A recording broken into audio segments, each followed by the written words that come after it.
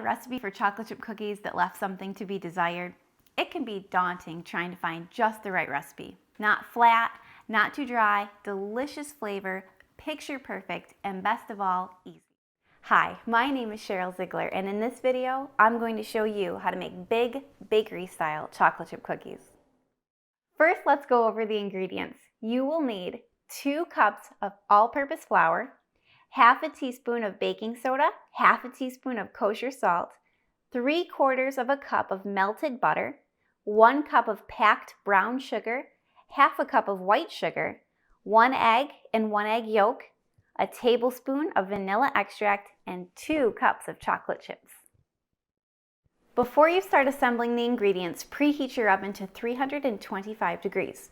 This temperature is a little bit lower than the standard 375 degrees because we're making extra large cookies, so we want to take the low and slow approach. We want the middle of these cookies to be a perfect golden brown before the edges get too dark.